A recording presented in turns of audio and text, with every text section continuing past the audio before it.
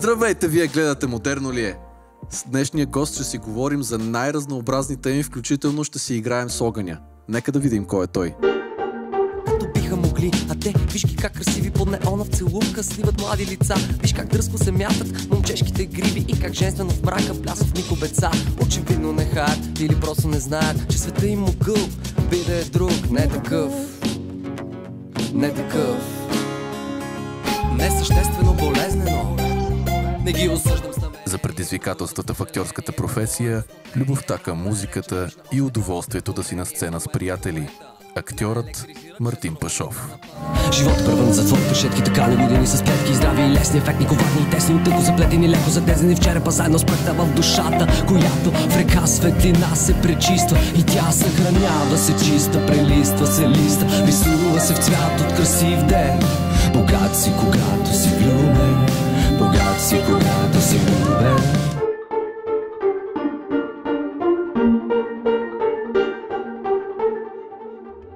Вече мога да кажа здравей на Мартин Пашов. Здравей, Дани. Ти каза, здравейте, хора. Че това ти е първия подкаст и че направо не си повярвал, че някой те е поканил в подкаст. Благодаря ти. Благодаря ти, за да имам самочувствието вече за напред, като казвам, аз съм участвал в подкаст. И то не кой да е. Пожелавам ти да стане това един от най-известните подкасти. Айде, но и да мога да кажеш, аз съм участвал в най-известния подкаст. Модерно ли е, Кофеле? Модерно ли е, да. Добре, да е хубаво. Въпреки, че вече си достатъчно популярно лице, което се е появяло дори в някои от най-гледаните български филми и затискаш там едни девойки, аз ще питам по-късно по този въпрос. Все пак да кажеш и ти да се представиш самичък, себе си. Кой е Мартин Пашов? Как ти се виждаш и как би се представил на нашата многобройна публика? Така... Колко сложен стана този въпрос. Още на първия те забих. Не, аз така съм си казвал, че ще реагирам на всеки въпрос. Добре. Здравейте, хора, аз съм Мартин Пашов и съм актьор. Но преди всичко бих казал, че съм артист по душа. От малък съм артист. Обичам всякакъв вид изкуство и обичам много да живея. Обичам живота. Това е. Гледам да съм добър човек, да съм усмихнат. Винаги са ми казвали, че съм позитивен. Аз също вярвам, че е така. И обичам простите неща в живота. И се наслаждавам на живота. И затова затискаш девойки в популярни български филми. Що така? Как стана там? Кой те накара? Себе си ли играеш или... По принцип, това е много сложно, когато те поканят и така да участваш на 2 на 3 във филм. И в смисъл ти нямаш време за репетиция. Въпреки, че съм участвал в един друг сериен филм. Не знам дали си го изнамерил него. Подсети ме. Този по БНТ. Чакай само, искам да кажа нещо на зрителите. Портала? Порталът, да. Милдрак Иванов, младата версия на Милдрак. Там разигравахме песенен конкурс, реплика на Златния Орфей. Да, аз бях водещият. Това е един от малкото сериали, от които съм гледал някаква част, нали? Аз изобщо не го гледах. Чаках да намеря моя епизод, кога ще участвам. Гледах се. Казах си, не съм се изложил много. Що смяташ, че като участваш и не си съвсем на 100%, че се изложил? Що? Не. Ти го имаш, то ти е вродено. Да, така е. То ти е вродено. Как прави Пишев Захари Бахар? То ти е вроден. То ти е вродено, моето. Да, това е. Да. Във въпросния филм, за който говориш, как стана? Да. Случайно ми писа... също така, защото това е всъщност един... Сега, нали, някои хора може би ще кажат нещо друго, но мен доста ме впечатли, все пак не го изгледах, защото нямам време да гледам. Историята беше много интересна, изпълнението... Изпълнението имаше... Нали, имаше кусури. Да, в смисъл изглеждаше се едно не е достигнал бюджет. Да, много беше така. Но като идея и като история доста ми допадна наистина. Този преход и портала, като портал въобще, като идея и така... Беше много интересно и аз Александър Кънев също много го харесвам като актьор, който участваше, нали, в главната роля там. Но ще кажа първо за Жигули, голата истина за група Жигули, понеже това ми беше първото участие изобщо в пълнометражен филм и на големия екран. Така. За сега от пълнометражните филми първото и последното все още нямам следващи участия, но този така епизодичен персонаж, който трябваше да разиграе, беше много... Всъщност Климентина, която играе главната актриса, ми писа: Марто, тук за един филм те предложих, на вид ли си? Аз казах: да, естествено, що да съм на вид. То да не. Да, и тя каза: добре, пращам ти снимки там на режисьора, номера ще ти пусна и ще ти звъннат. И ми звънят, примерно аз бях забравил, те ми звънаха след 2 месеца, нещо такова. Аз дори бях забравил и те ми казват: ами тук за този филм да дойдеш да участваш. И аз съм добре. Идвам и отивам на площадката. Аз нямам представа какво ще правя. Имаме 2 часа да снимаме сцената. Тя беше една сцена с 3 реплики имах аз. Виж, аз честно ти кажа, репликите не си ги спомням. Спомням си сцената. Да, сцената е много... Много съм се впечатлил, защото спомням си, не помня с кого бяхме да гледам. Бяхме някаква компания и само бяхме в киното, нали? Да. Това е Марто! Да, с много така хора са ми пращали снимки. Какво правиш ти там с тая мацка? Да. Да. Коя беше всъщност актрисата, която така безпардонно затискаш на входа на... Климентина Фърцова. Да. Тя всъщност е... Нали, тя играе дъщеря на Мишо Билалов. Да. И всъщност сцената е между нас двамата. Ние се целуваме и аз се питам дали иска да се качим в тях. Питаме: вашите горе ли са? И тя ми казва: ами не, само майка. Баща ми почина, да, баща ми умря. И аз, кофти, нали, съжалявам. Сори беше репликата. Сори, аз дъвчех дъвка тогава, казах на режисьора: ще е много яко той да дъвче дъвка, защото той, нали, е някакъв сваляч. Да, такъв. тежкар, да. Той играе, те мисля, че бяха ми казали, той е от музикалното училище. Там нещо такъв. И защото тя, нали, искаше тя, нали, искаше да се учи на цигулка да свири. Даже той има тя е много важен елемент в сцената. Цигулката е подпряна там. И той всъщност Мишо Билалов, баща й, който е умрял.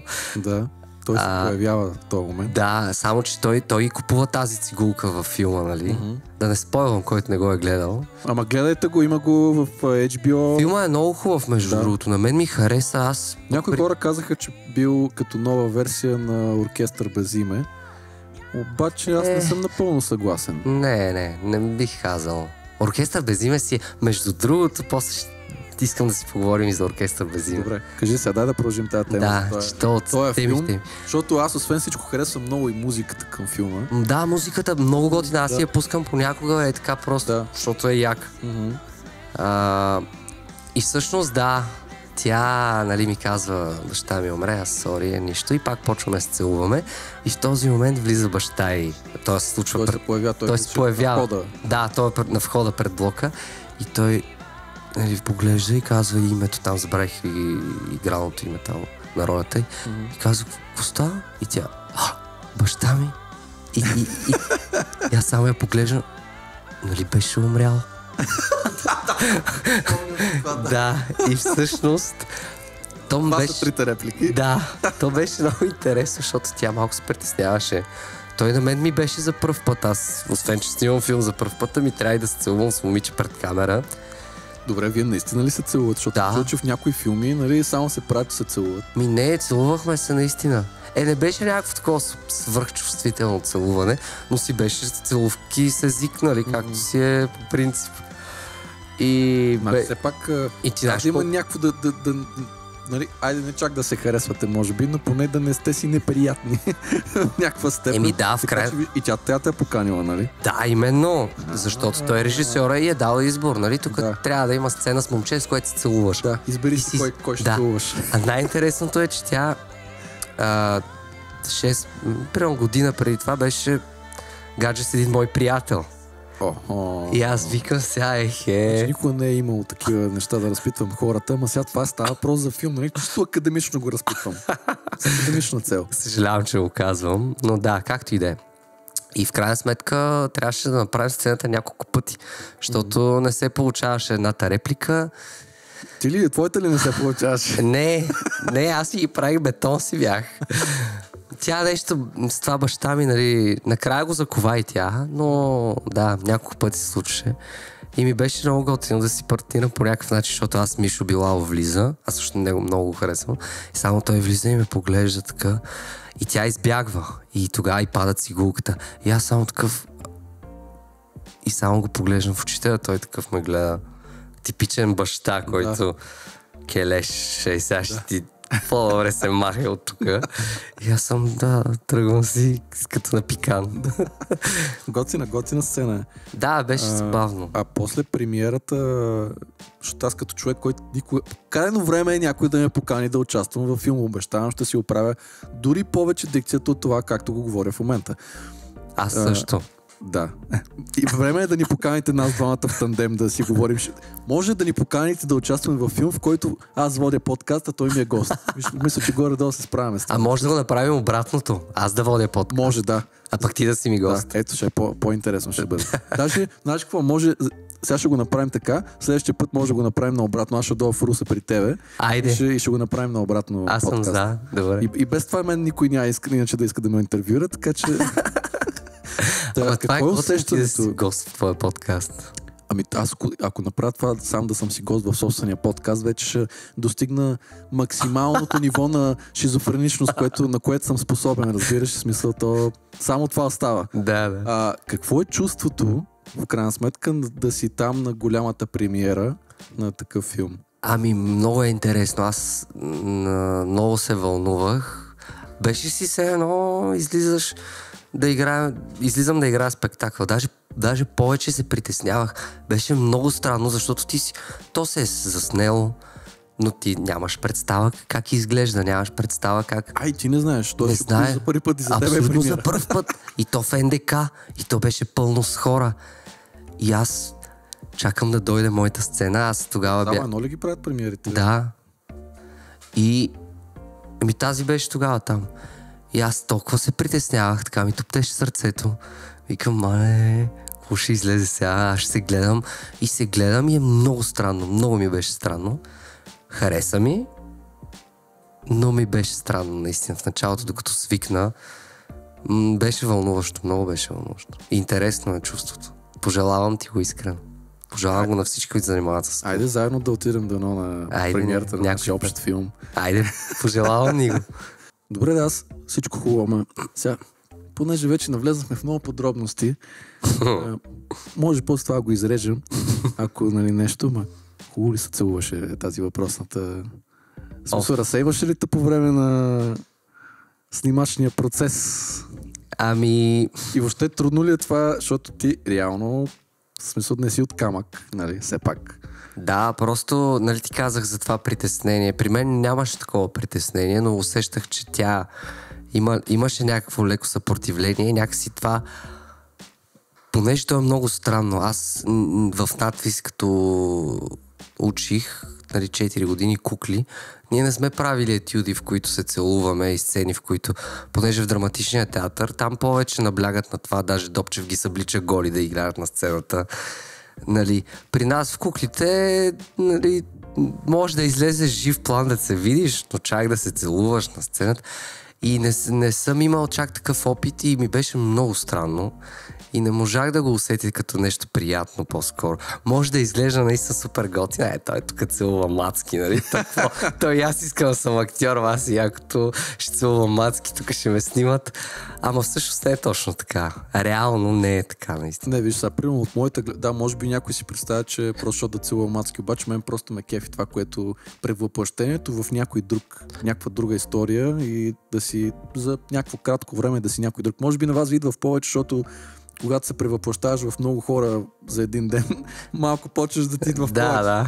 Но за човек, който се превъплъщава само в себе си всеки ден, ми е интересно да бъда някой друг за кратко време. Във филма ти дава повече възможност сякаш, отколкото в театъра, защото По принцип, да. Въпреки, че, нали, ти казвам, аз отивам за 2 часа, аз дори не знам какво ще снимам. И те ми казват, сега тук е това, ти си сваляч, искаш да ходите горе в тях. Изцелуват. Нали, няма много информация, докато примерно в театър ти имаш предварително сега за главните роли.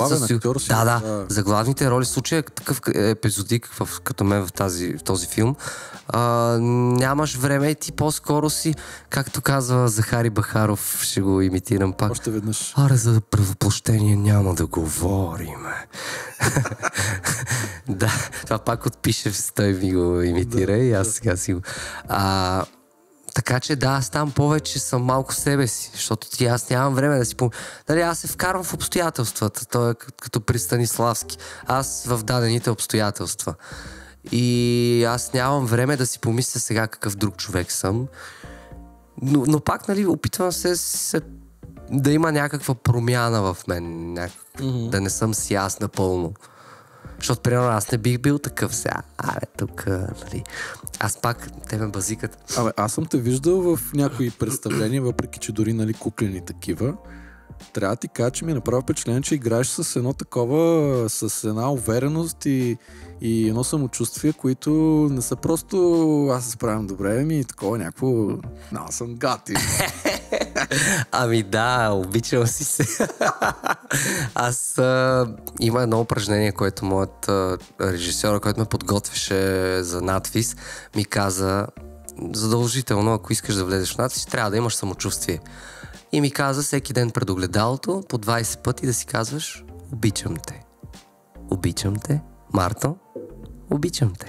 И така, аз го правих няколко пъти и после си казах, нямам нужда да го правя, защото и се чувствам добре със себе си и съм окей. Може би заради това идва това самочувствие, което се опитвам да не е някакво високо. Нали? Стремя се към това да съм заземен, да съм добър човек, както се казва. На сцена все пак винаги си малко по-променен. Да, на сцената всичко е различно. Там ти, ако не излезеш със самочувствие, по-добре не излизай. Да. То там това си е правило. А как реши, че това е твоето призвание да си на сцена въобще и да се занимаваш с актьорско майсторство? Кога го избра, кога разбра, че това е нещо, което те влече? Аз го разбрах, значи в 7-8 клас, като бях пътувал за Бургас и един приятел срещнах случайно в автобуса, защото аз съм от Айтос, да кажем на зрителите. Знам, че от Айтос 300 хиляди. Да, най-големите, нали. След малко ще те питам за най-големия. Да. Ще направим. Ще направим. И пътувам си аз и виждам един приятел, познат тогава беше, и го питам какво става ти в Бургас. Той тук на школа. Викам, каква школа? Театрална. Викам, верно, какво е това? И той ми разказва, това е много яко, искам и аз. И той ми каза, септември месец правят като кастинг, но той, който се запише, трябва да подготвиш там някакво стихотворение или някакъв текст. И аз, добре, много интересно. И стана септември, аз забравих. Тоест, изпуснах срока. И чак следващата година, мисля, че вече бях 9-ти клас. И се записах на тази школа. И цяла година правихме едно представление. Муалто пан на Боян Папазов. Школата я водеше Румен Велев. И бяхме там повече хора, но те си тръгнаха и накрая останахме 5 човека. И я направихме, и изиграхме 11 пъти. Като в Албена спечелихме награда за спектакъл, първа награда. И аз тогава, като започнахме да играем на сцената, просто така се влюбих в това чувство да излизаш на сцена. Колкото и да не го разбирах, защото за мен беше много...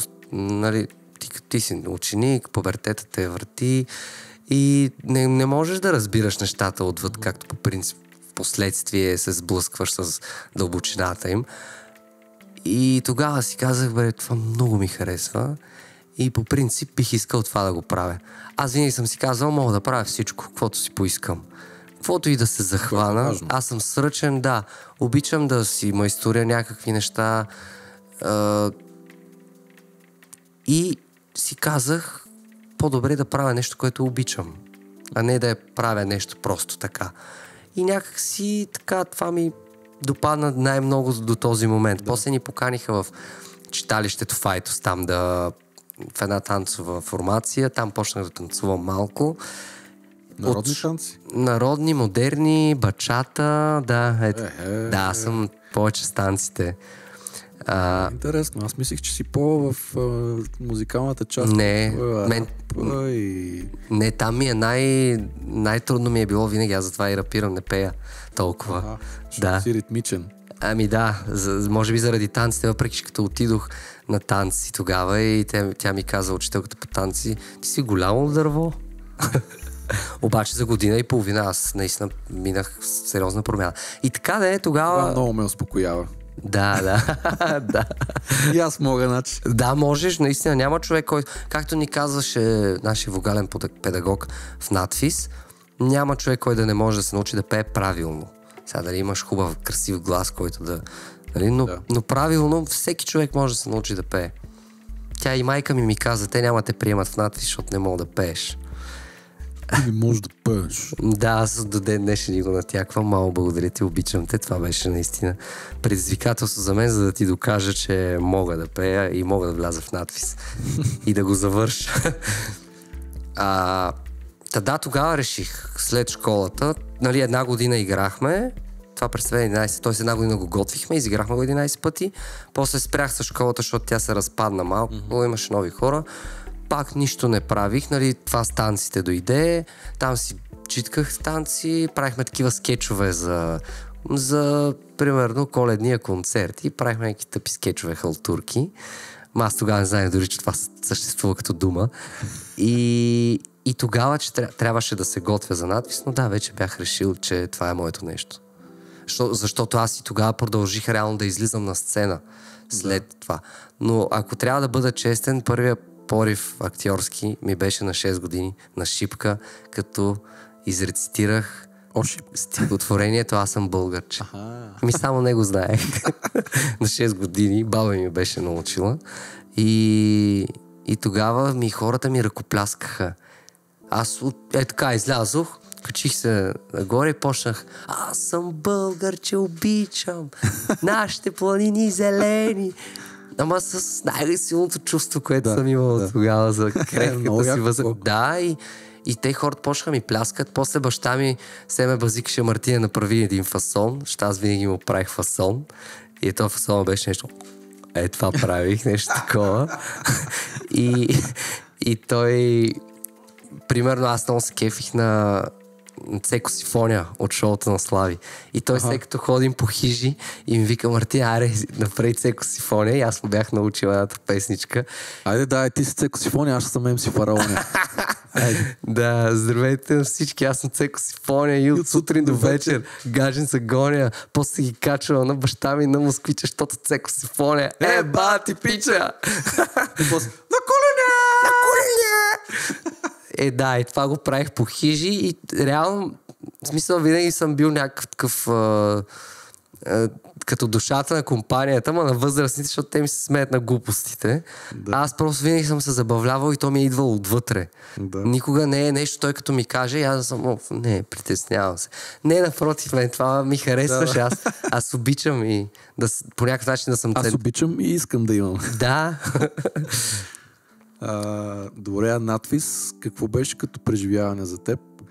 Как го видя ти? И от този актьорски път до момента, коя част мислиш, че е сега ли се чувстваш най-продуктивен и най-готино, или има друг период, в който си бил най-така надъхан, най-свеж? Да, хубав въпрос. Значи в надпис тези 4 години определено те променят из основи. Ако си готов на това, защото има хора, които влизат, но може би се включва някаква защитна обвивка, включва се нещо друго и почват да не подлежат на тази промяна. Обаче надпис определено те променя много. Особено ако идваш от малък град като мен, просто ти се променя цялата представа за разбиране на света и всичко. Разширява ти се изобщо кръгозора. Научаваш много неща. Аз съм изключително благодарен на целия ми опит в надпис, въпреки че аз очаквах малко повече. Още в първи курс леко се разочаровах. Казах си, какво това ли е? Това ли беше? Аз това го мога. Да, много пъти за много неща съм си казал, добре. И даже последната година си казвах, просто искам да завършим вече. Никога не разбирах защо е четвъртата година. Четвъртата година е изключително ненужна. Просто 3 години са напълно достатъчни. Те първите 2 години са ти най-важни. Третата е вече да се сблъскаш, като направите представление с гост-режисьор. И вече четвъртата излизаш... Защото ти трябва всъщност повече опит в тази сфера. Не? Трябва ти опит, нямаш какво да... Ти ако за 2-3 години не си се научил на някакви основни неща, няма и за 52-3 години да ги научиш. Смисъл. И не ти четвъртата, така или иначе те играят непрекъснато. Те се играят вече публика с билети. Ние даже имахме късмета да играем в Младежки театър, защото без сграда, нали, куклената сграда на надфис се ремонтираше и нямахме сграда, нямахме сцена. И Младежки театър ни прие да играем там представленията си, дипломните спектакли. И ние основно играхме. Имахме, примерно, нали, сценично движение, сценична реч, там където работим с текстове, нали, държавни изпити, но това и в трети курс беше същото. Просто в четвърти курс имахме по-малко часове, повече представления. И в крайна сметка за мен четвърта година беше излишна. Но факт, при нас се получи много добре, защото пък играхме в Младежкия театър. И... Да, що пък не. Да, и си излизахме на сцената на Младежкия театър, на камерна зала, но по значение Младежки театър. И беше много хубаво. Но да, надфис ми даде много, определено. Много запознанства. Най-добрите ми приятели в момента. Вие се заформихте много яка компания, група, която всъщност около надвис може би се случи цялото нещо. Вие си бяхте един курс с Димитър Пишев, с Све. Да, Све Станчева, Ивета Маринова. И... Да, аз имам и още приятели, които ние бяхме заедно до втори курс, те просто напуснаха. Да, и Тодор Лазаров, и Димитър Сулев, и Ростислав Дамянов, Ростислав Георгиев. С тях също завързахме много добри приятелства. Общо взето, наистина най-силните ми, както казват, от студентските години, това са ти приятелствата за цял живот. Сега те са минали само 5 години, ама за сега наистина си държим много силно приятелство. Да. И аз съм много щастлив, че се познавам с тези хора. Това е най-ценното. Това е наистина. Това си представям повече в едни студентски години, отколкото реално да научиш абсолютно всичко, което ти е необходимо. И няма и как, то нямаш. Контакти да създадеш и приятелство, това е... Това е наистина най-хубавото. И много други неща учиш, наистина. Дава ти едно възпитание друго. Учите, особено нашия професор, той ни мачкаше постоянно. Трябва да бачкате, трябва да не спите, няма да спите. Ма ние, професори, не сме яли, не сме спами. Няма да спите, няма да едете. Ще работите. И той ни караше всичко. Ние освен актьорство, освен с кукли да се занимава, той ни караше, ние правихме кукли, майсторихме. То си беше казарма това. Да. Добре, не можа ли да му кажеш, ти си трениран от Тайтус, не можа ли да му кажеш, ще направим? Професора, ще направим. Нямаше как сега така да му, защото ти имаш някакъв респект към този човек. Аз не съм Иван Ангелов, все пак. Сега той превъртял играта малко, той за да си позволи така. Аз съм по-скромен по някакъв начин, колкото и да винаги съм готин и той дори много ми се възхищава, професора винаги ме е харесвал, но в един момент спря, защото видя, че аз почвам да не му играя по свирката и да не му се подчинявам на заповедите толкова. Да. И даже се дипломирах бях в Елхата. Дипломния спектакъл, понеже половината клас бяха с кукли, правихме бяла приказка, половината клас бяха с кукли, а другата половина бяхме жив декор, Елхи. Живата гора. Той и Пишев също мисля, че... И Пишев, и Ивета, само Све играеше Еленчето. Да. Ето, аз затова първо не я поканих в подкаст. Да. Сега после сме дърветата. Да, после идват дърветата. Напишем, ще му дойде. Подкарал съм ги дърветата, ги отсичаме сега един по един. Да, и да. Добре, да кажи сега и за този Иван Ангелов. Няма как да не те питам. В смисъл, ти си от там, познаваш ли го и въобще по това време, когато се случваше цялата тази, който не е гледал, може да напише Иван Ангелов, Music Idol 2-3 там, не помня в кой сезон беше, мисля, че в третия. Не, май 2 даже беше. Във втория. От първите беше. Да, те бяха 3 сезона, реално. Така ли? Не знам кой така, че или във беше. втори или в третия беше. Като напишете Много скандален човек, много забавен на моменти. Малко прекаляваше с леготията, който не знае за какво става въпрос и затова те питам просто, защото реално Айтос не е някакъв огромния град, нали? Да, не, както той казваше, Айтос, 30 хиляди! 30, да, 30. Мисля, че 300 каза, да. Не, 30 са, ама те не са толкова. Те може и да са били толкова, ама сега преди 6 години бяха с селата 20 и нещо хиляди. Аз мислех, че по-голям град. Не, те много хора... не е голям града. Да, няма как да е 300 хиляди, защото всъщност Плевен е около 100 хиляди. Да. Така че да, няма как да е. Но си представях, че примерно 60, 70, 80. Много е смешно, че много хора си мислят, че в Айтос има море. Няма хора, съжалявам. Има. Много е близо, така. Ама пак морско е. Усеща се морския бриз, определено. Но да, Иван Ангел... Да отраснеш, и кажи, какво е да отраснеш там, освен, нали, че си бил, предполагам, че ти си бил, на колко си бил тогава? На 15-16, когато се е появил този симпатяга. Да, някъде тогава. Беше много интересно. Аз много се забавлявах, много го харесвах. Аз му бях голям фен. Както всички, почти сигурно от Айтос. И всъщност не го познавах лично. Разбрах за него, нали, в последствие. Но, примерно, знам, че родителите му са учители. Той е изключително образован човек, който има изключително възпитание. Нали... Родителите му, той е от семейство на учители, на преподаватели. Баба ми се познава, защото баба ми също е учителка, била в детска градина. Тя познава родителите му. И по принцип той е наистина от семейство заможно такова, където е и това, нали, негово присъствие в телевизионния ефир, според мен той усмя цялото предаване, цялата телевизия под някаква форма. И аз затова го харесвам, защото той, може би наистина прекали, обаче наистина показа как стоят нещата в телевизията и колко е фалшиво всичко. И аз затова му правя. Колкото и да се е изгаврил с някакви хора, да е обиждал, някои неща не му правиха чест, обаче наистина си каза нещата много както са. И за мен това е яко. До един момент беше доста забавно, после не знам дали те не му изкривиха малко профила. Според мен, да. Аз съм чувал, че и то наистина, той се базика, че всичко е по сценарий, но те наистина са го взели, за да прави такъв тип шоу. Защото това продава. 100% е дигнал супер много рейтинга. Да, факт. Той после даже някакво предаване там. Но аз знам, че той до ден днешен си пее, даже мисля, че във Виенската филхармония някой ми беше споменал, не е проверена тази информация, но си е... наистина беше много яко. Да, факт. Но да отраснеш в Айтос е странно. Това не го очаквах.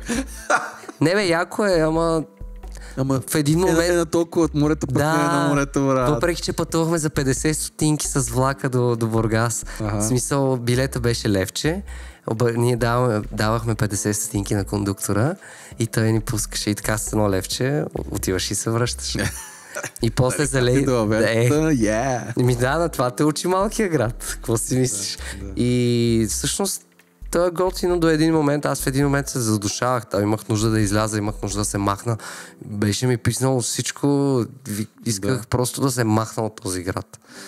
Може би в някаква степен ти е ограничавало развитието. Въпреки, че много хора, много хубави хора има там. Аз много приятели и благодарен съм и на читалището, че са ме взели, че оттам е тръгнал пътят ми по някакъв начин. И съм им изключително благодарен.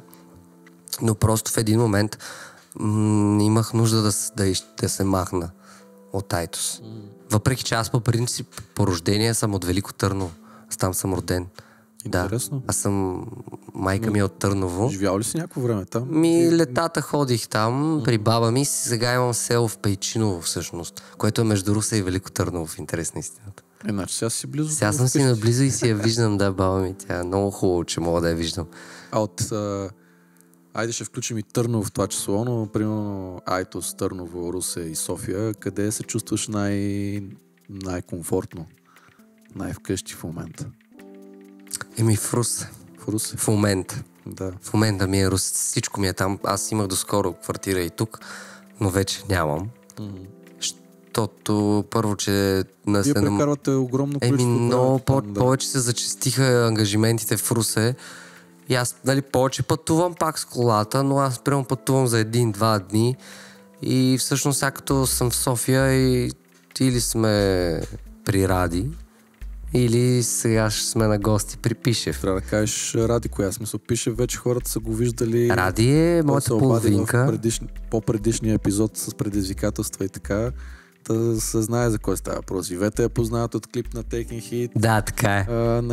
Да се знае за кой става въпрос. Све беше тук на гости в подкаста, да се знае за кой става въпрос. Сега аз съм тук, Ради, коя е? Радинела Тотева е моята приятелка и надявам се скоро и тя да бъде част от проекти музикални, защото тя пее много красиво. Аз даже се чудя още как не си я поканил за проект. Аз... Обмисляш го, нали? Аз знам, че пяхте. Пяхте и беше много готино, да. Изпяхме едно парче на Каризма. Каризма, да. В момента, в който приключва, нали, и аз си давам такова хай-файв, нали, и сме някакво кефим се, че сме пяли заедно, нали, и тя ми казва: това не са ми реалните възможности, да знаеш, да го имаш предвид. Аз много добре знам, защото я чух да пее може би месец преди това или два, не си спомням. Месец, може би, да. Защото я записвах за едно представление, което се случи в Кукления театър в Русе и я чух за какви възможности става въпрос. Ми стана супер смешно, че тя едва ли не... Това не са ми истинските възможности. Викам, знам спокойно. А тя пя брутално яко там. Да. Така че да, обмислям го като вариант нещо да направим заедно с нея, защото наистина пее. Аз много искам хората да чуят как пее, защото това трябва да се чуе. Ето, значи може тогава да измислим и нещо и ти да се включиш. Айде. Да правим... Аз вече почвам да го мисля. Текста почвам да си мисля. Текста четоха? Тази смешка вчера беше много добра. Ако гледа Икарите. Не съм гледал Икарите. Васил Бинев просто ги застреля. Той беше най-хубавото нещо от целите Икари. Който... Ще кажеш и за Икарите. Ще кажа, да. Сега ли да кажа? Кажи, защото ти... Аз чакай да кажеш смешката за текста четоха, защото по принцип аз това го свързвам с... Не мога да я кажа, защото той много добре го прави, защото той го прави с гласа си. Значи си пуснете Икарите да ги прегледат. Пуснете ги. Просто защото от дете са ми останали, предполагам и на много други хора, така текста четоха режисьор на дублажа, което аз в главата си много късна до тинейджър си чувах как е режисьор на дублажна и си мислех, че това е жената, която смисъл някаква жена. И викам, режисьор на дублажна, колко е популярна, брат. На всеки един филм, разбираш ли? Да. И текста четоха също, нали, жена. Текста четоха. Дали нещо с това е било свързано с смешката? Не, беше смешката. То, по принцип, изобщо неговата реч беше много добра. Направо ги застреля всичките, така. И накрая просто го каза с гласа, който по принцип го чуваме в текста четоха, но той е неговия глас реално, нали? И той го каза с неговия си глас. И то става много добро просто. Но той набра, защото предварително каза много готини неща. Пуснете си Икарите. Това, между другото, в подкаста ето сега ще направим малко реклама, но в подкаста на Димитър и на Емо има как подкаст. В предварителните разговори с Надежда Панайотова, ако не се лъжа, актрисата, и просто подочух един лав, нали, как е странно, когато някой където е записвал реклами и така нататък, и как му разпознаваем гласа, и за някой конкретен, който сега не си спомням, питали, нали, дали е неудобно, и той е отговорил, нали, също знаеш какво е отговорил? Кажи го ти. Там с Мишо Мотафов май беше. Не си спомням кой е. Аз ще да не се изложа пред зрителите. Дето някакво детенце, дето го чу. Ето мамо, това е дето господина Чичкото, дето рекламира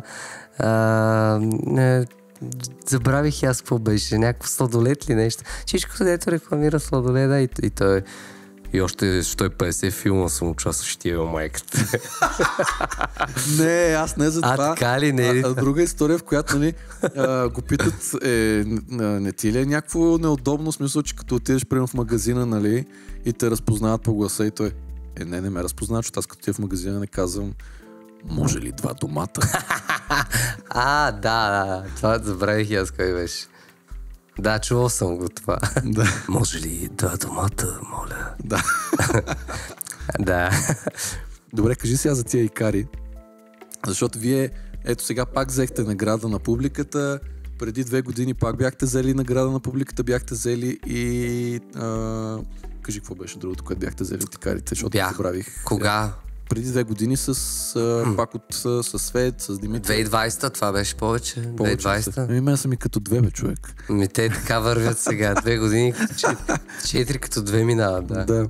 2020-та взехме с Пинокио и Кар за куклен спектакъл. Аха, да. И награда на публиката. То тогава не знам, имаше ли? Имаше. Мисля, че и двете тогава взехте. Дали? Не се лъжа, мисля, че така ми беше казала, ако не се лъжа. Но както и да няма значение. Взимате награди от икарите 2 пъти. Значи вие вече имате някакси създадена някакъв тип рецепта за това нещо. Кажи как става тази работа, как им обирате наградите? Знам много добре, ще я кажа веднага. Значи, ние сме екип. За нас това е най-важното.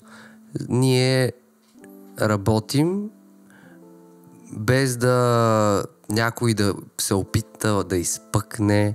В смисъл, да, винаги ще има, ние винаги се борим с егото си, защото то е много сложно в актьорската професия, защото ти хем трябва да го използваш, но хем трябва да го махнеш, нали, да го изключиш. Да, то е същото. Имаш си момента, в който ти си the spotlight, нали? Абсолютно. Просто човек, ние го правим на макс. Ние даваме всичко от себе си. Не се пестим, чупим си краката или ръцете или каквото и да е.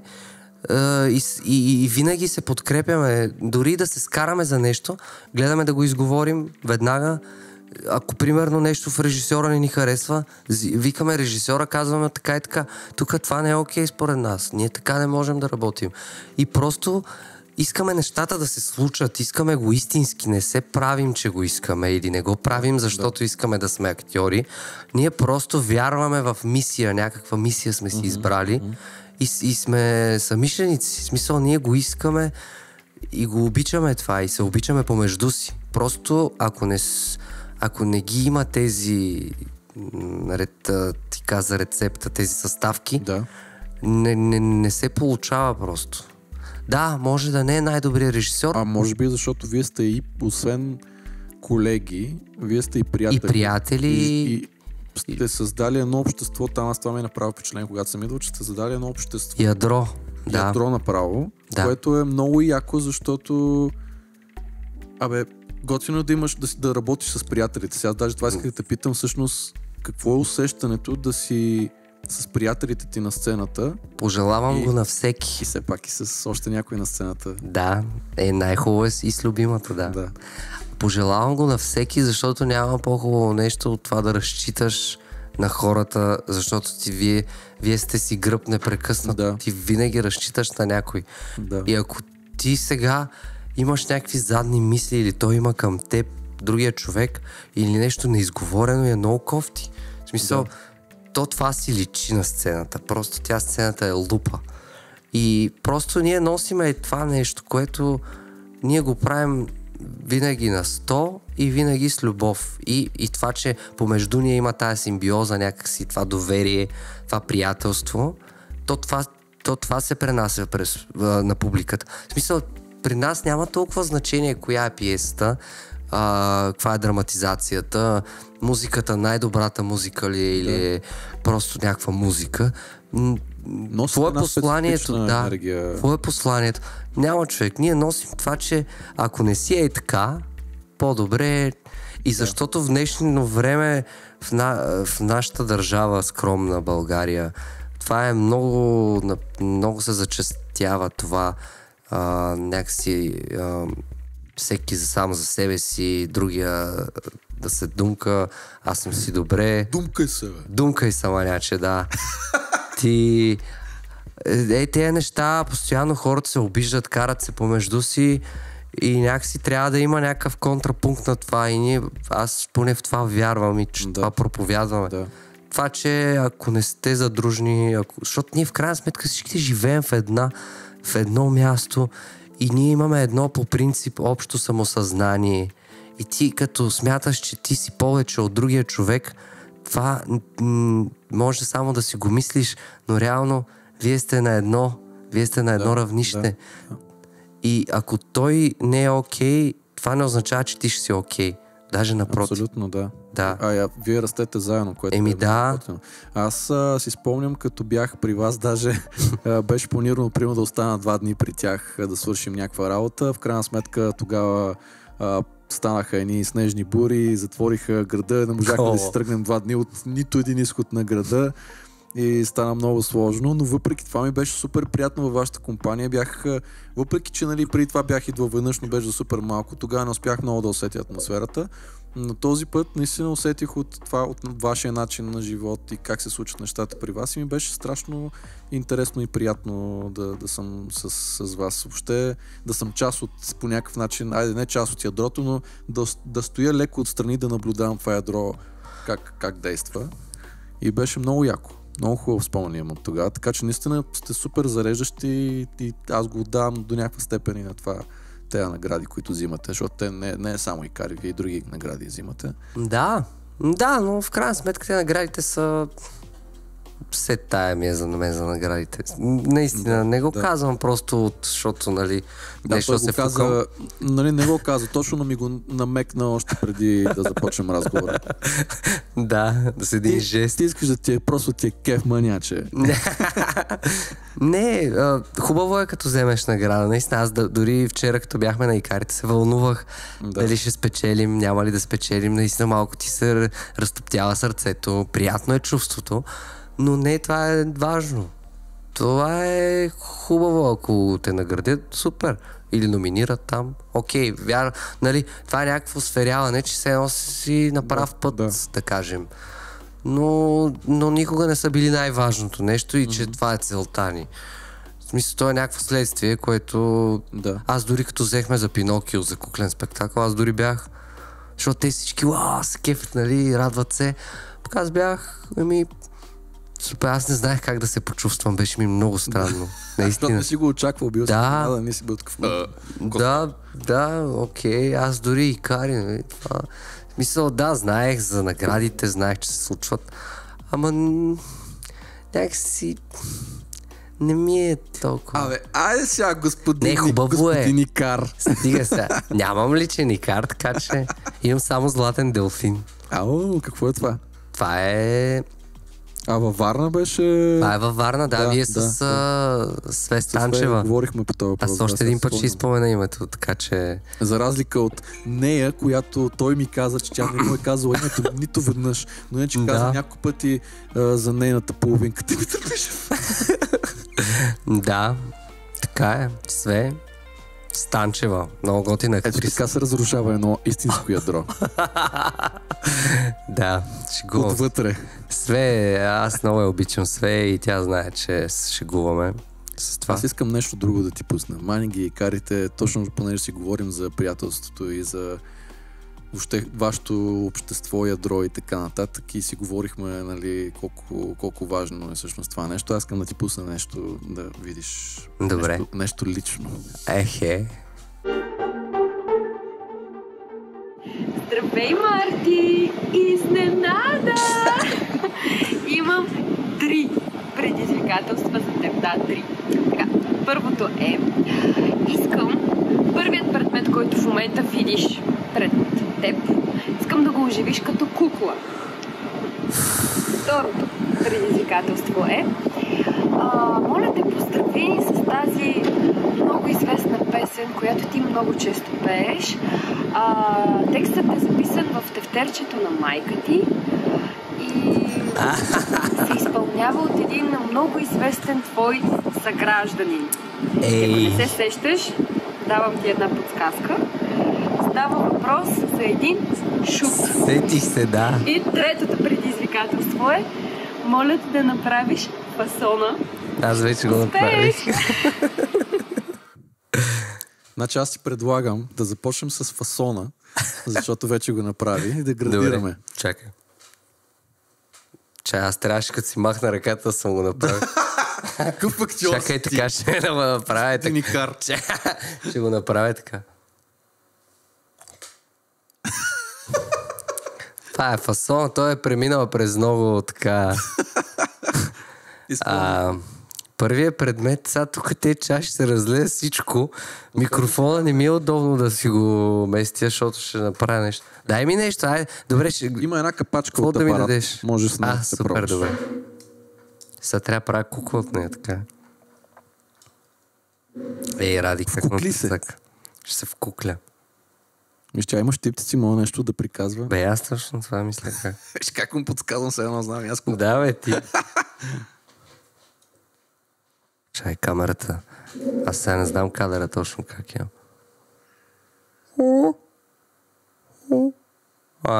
Така? Добре, чакай. Тук виждаш ли?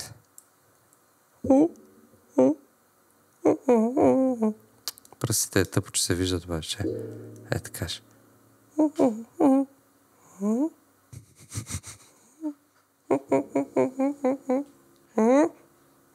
Здравейте! Аз съм Никон. Чакай. Никон. Може да ми викате Нико. Нагалено.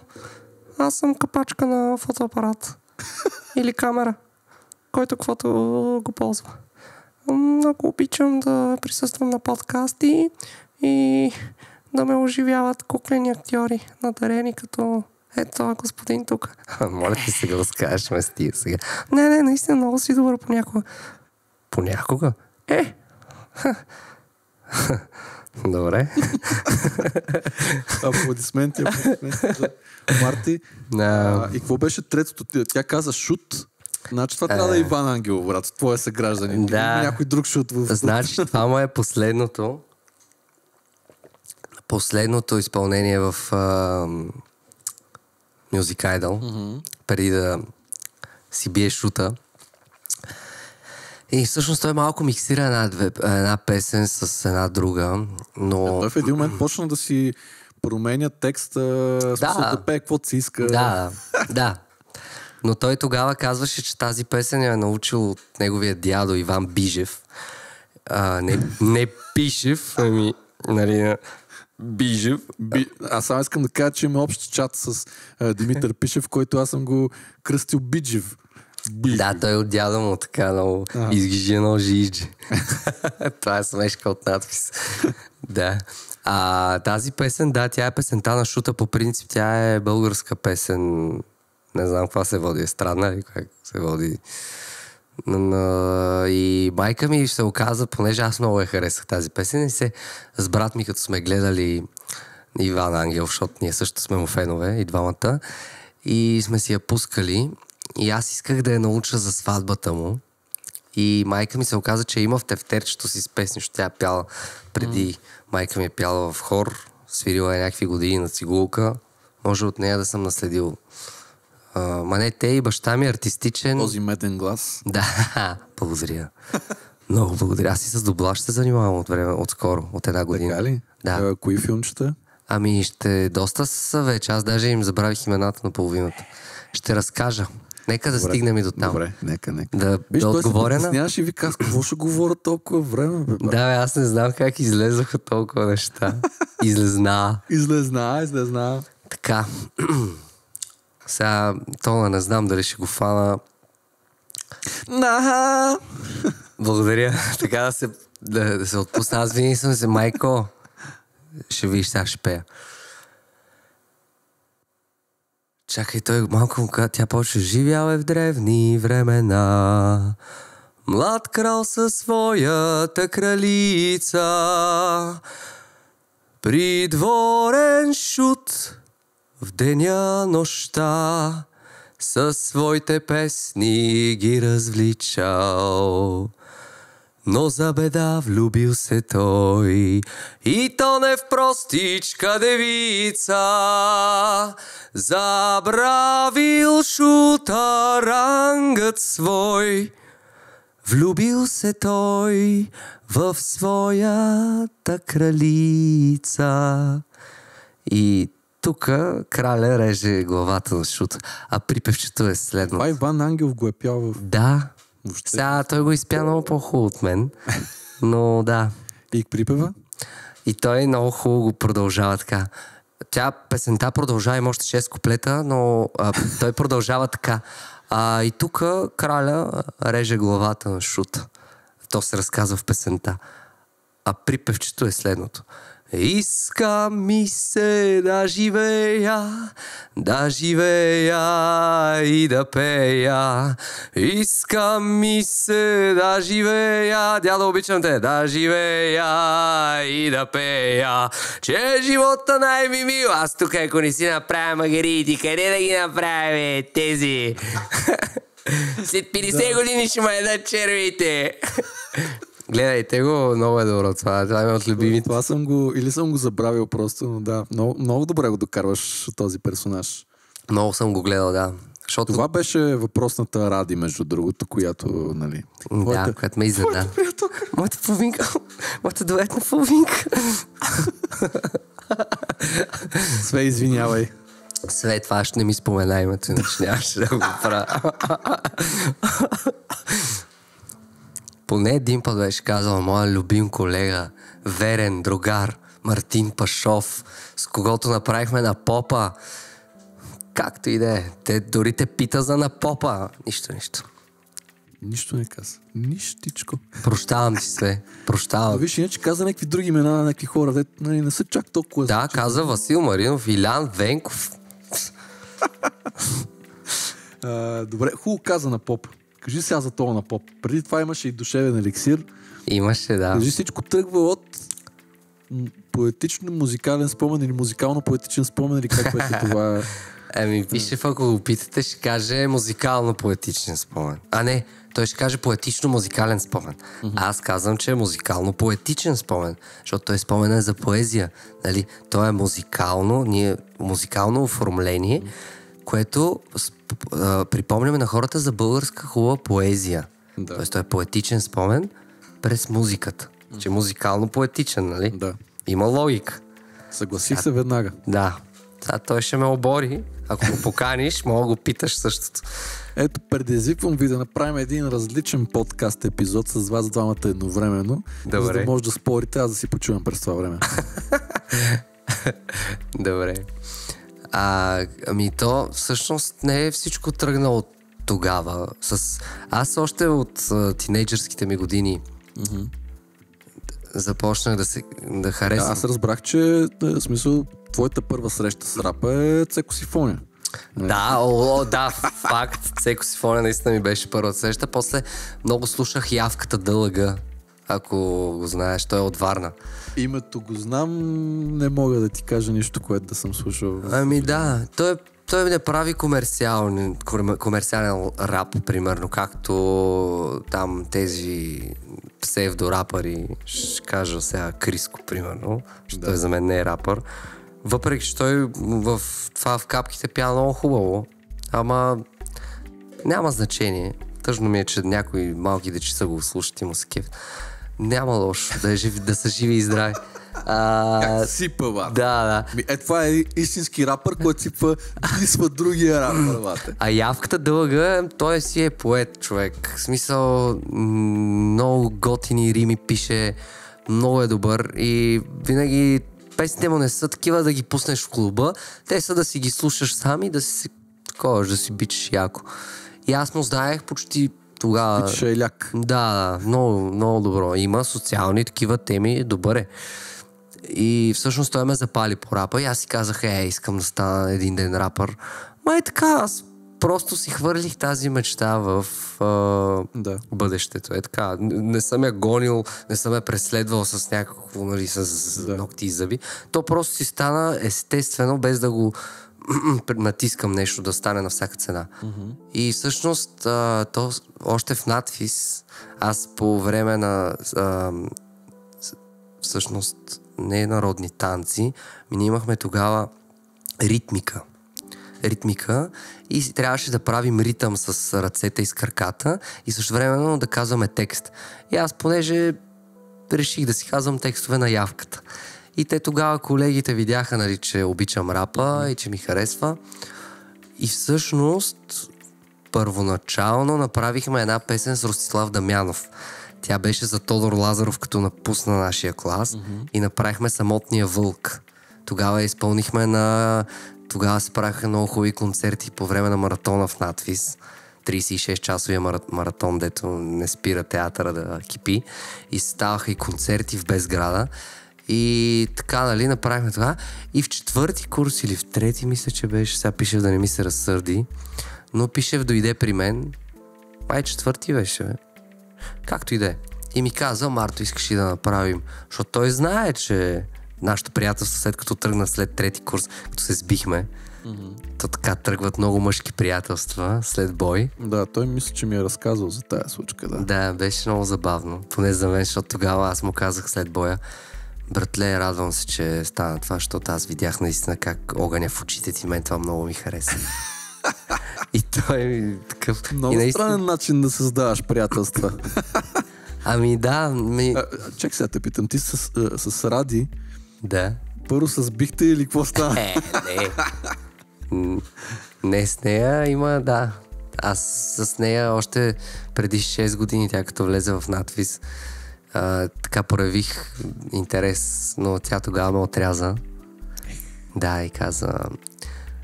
Нищо не ми каза, де. Просто аз в един момент се усетих, че трябва да спра да нахалствам. Ама и тя тогава си беше заета. Но после тя си дойде в театъра и сега сме си колеги, които си живеят заедно и много си хубаво си живеем. Много си... Тази целка беше за теб. Такъв последователен и като си наумиш нещо, то се случва. Да. Между другото, да. Наистина. Добре, карате ли се на сцената с нея? Не, аз съм много изненад. Някой път, като, нали, защото все пак имат... И не, тя понякога ми казва сега нещо, като иска да ми каже, примерно, някаква... нещо свързано с сцената и някоя реплика, нещо или... понеже ние постоянно си казваме, сега тук, според мен, като колеги, нали, изобщо целият екип, си казваме, тук според мен по-добре мога да го кажа така, или си даваме някакви жокери, примерно аз напишем много често, той ми казва: Марто, аре, ти си по-добър с куклите, помогни ми тук, нали, как да си хвана куклата. И тя като ми каже нещо и аз такъв: значи, сега идваш при мен, цункаш ме и ми казваш: Миличко, тук трябва да го направиш малко по-така. Няма да ми казваш: Марти, според мен мисля, че тук е така. И аз веднага такъв се агресирам, егото ми се включва и викам сега: няма да ми казваш. И затова съм ми казвал: идваш при мен и ми казваш: Миличко, така, тук и ме цункаш.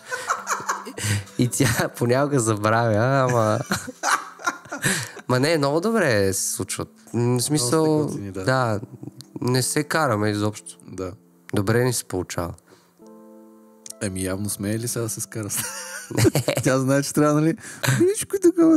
Не, аз така я моля да идва, за да на мен да не ми става гадно, защото аз по принцип обичам градивна критика. Просто понякога съм на етап или на момент такова нещо съм се изнервил и тя като ми влезе с нещо, което аз знам, че тя иска да ми го каже, за да стане по-хубаво изобщо. Да. Обаче аз такъв и се агресирам и аз нищо няма да направя, естествено, но просто и казвам: ще идваш така при мене. Да, ще ме лигавиш. Оставаш някакви минимални правила да има. Да. И така. Добре. Дай да послушаме малко музика, да ми разкажеш за този душевен еликсир, да продължиш от там, докъдето стигна, да ми кажеш защо душевен еликсир и защо се случи цялото това нещо, но първо да я чуем тази песен малко от нея. Душевен еликсир, аре рип. Rising peace, аре рип. Rising peace, ама какво? Изгрей в мир, ще ти сипя душевен еликсир. За какво става въпрос, никой не си задава. Всичко е нов внос, другото в минало става. Душевният свят закърнява плява. Това е което новото време посява. Всеки трап рапер едновременно е за скрап стрипер преждевременно. Просто не е естествено, несъществено болезнено. Несъществено болезнено.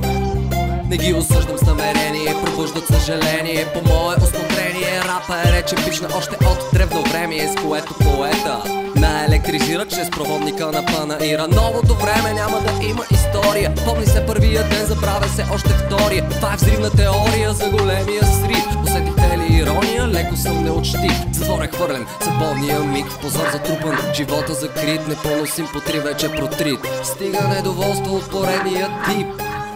Аре рип. И кажи сега за този душевен еликсир. Ами, това е първото ни парче с А.К. Пишев. Пишев и Пашов, тогава се роди тандема. Въпреки, че преди него, нали, имахме...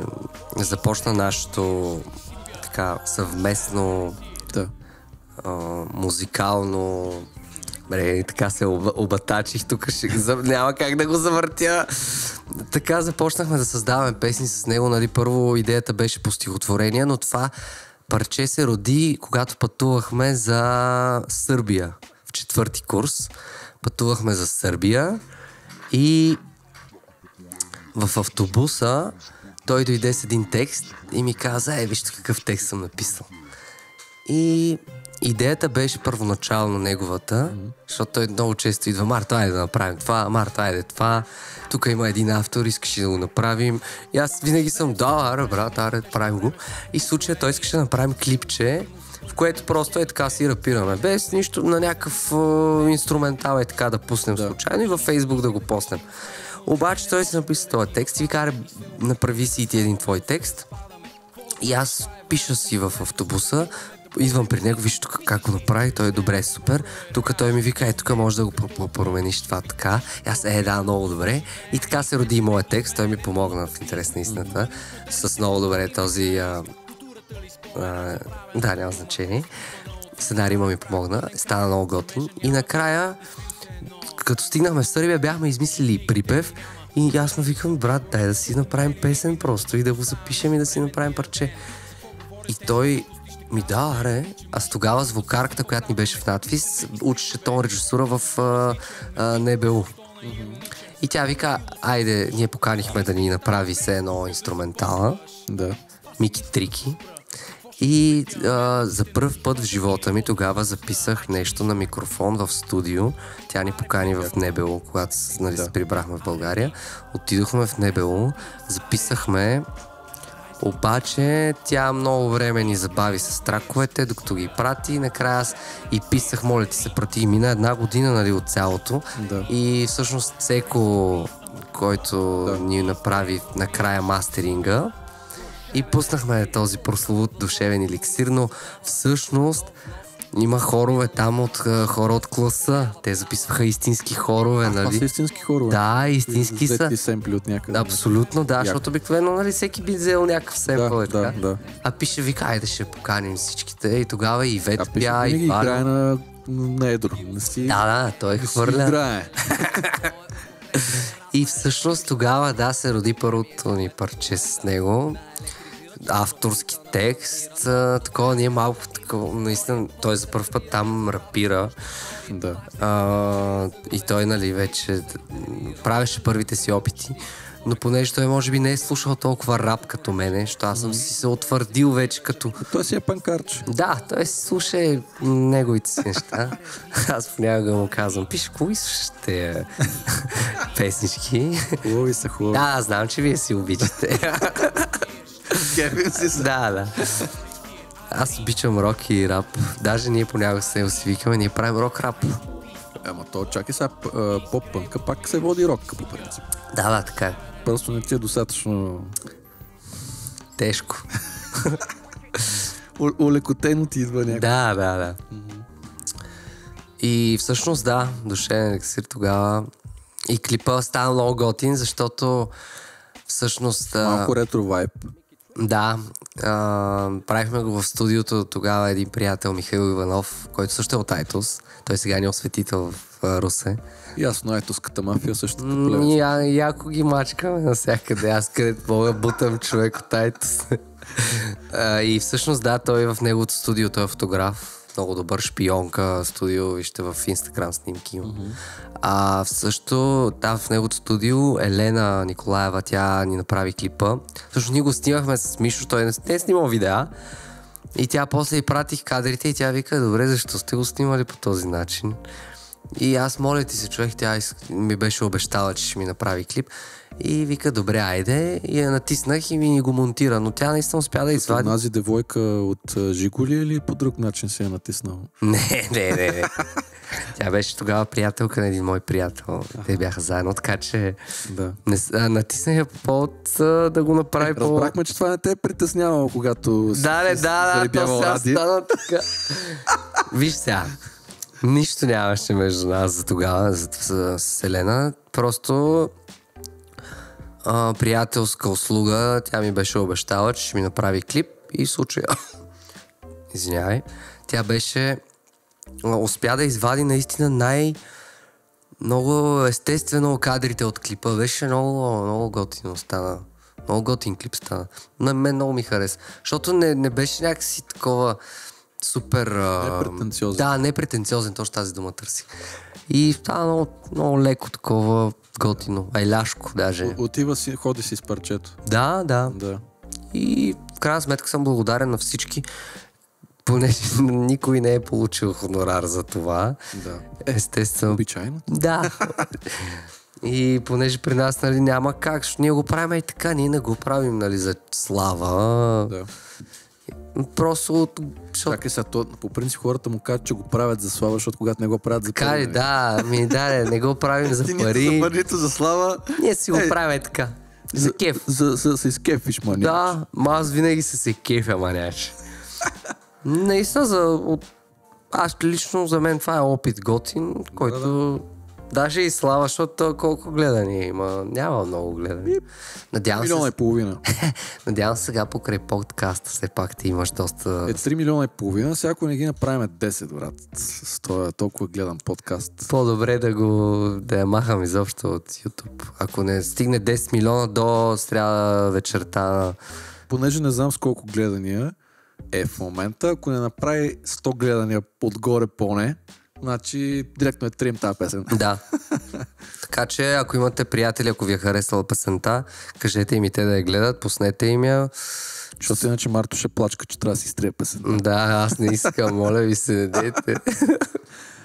Хубаво да. И тогава малко по-късно направихте вече и на попа, което всъщност за мен е олицетворение, клипа най-вече, олицетворение на това ядро, за което си говорим. Да. И въобще на тази атмосфера, която се случва там в Русе и това общество.